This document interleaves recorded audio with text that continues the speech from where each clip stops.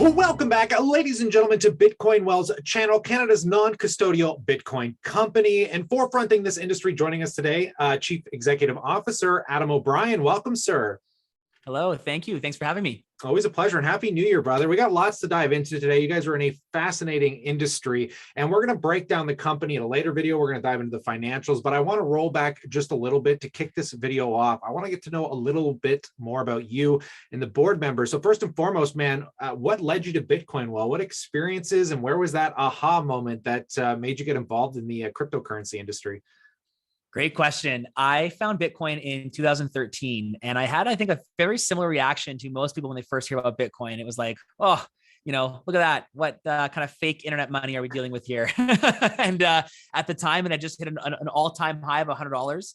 And I, like most things, I'm quite a curious human, and wanted to investigate, wanted to check it out for myself. So it forced me to kind of dive down the rabbit trail. And as I did, I couldn't convince myself why it was bad. It made so much sense. The more I read, the more it made sense.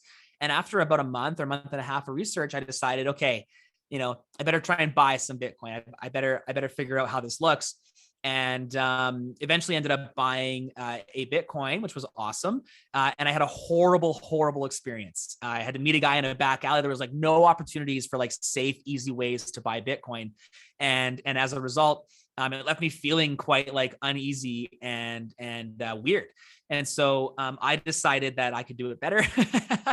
And with no reason other than I had a little bit of like, just I knew what a good customer experience might feel like, because I didn't have it. And so I started meeting people in Starbucks or Tim Hortons, McDonald's, teaching them about Bitcoin, selling them Bitcoin directly. And then shortly thereafter, bought Alberta's first Bitcoin ATM. We deployed downtown Edmonton, and then Saskatchewan's first Bitcoin ATM. And from there, we've just continued to grow to today over 200 Bitcoin ATMs across Canada and the UK.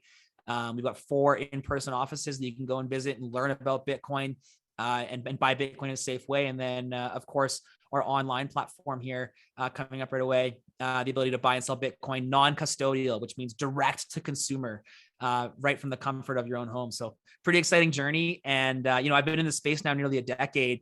And I tell you, I'm always learning, and it's such an interesting space. I'm pretty like, I can get pretty squirrely, but the last decade I've just been hyper engaged, and Bitcoin, it's a never ending learning curve. So I'm super stoked to be in this industry.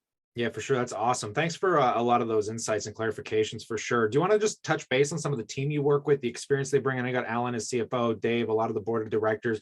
Just talk about any prevalency there that sticks out to you and kind of what they bring to the team as well. Yeah, Dave, our chief revenue officer, he and I have always kind of been friendly competitors. So I had the Bitcoin ATMs kind of in Edmonton and a bit of Western Canada. Dave founded what is believed to be the world's first kind of in-person brokerage for Bitcoin, called Bitcoin Brains. And so him and I, we did the same thing. I had the Edmonton market. I expanded a little bit kind of into Western Canada, but Dave stuck it into Calgary.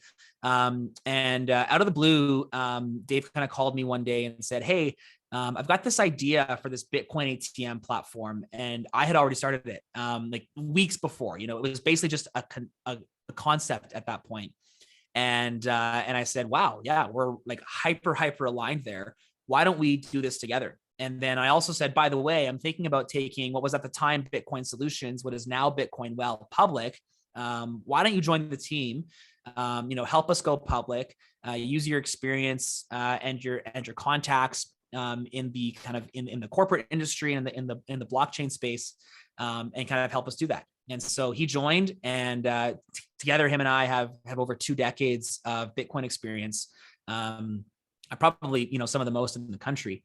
And we're really driving the product forward into something that can be secure for people. I think that one of the mishaps of this industry is that lots of people want to make a quick buck.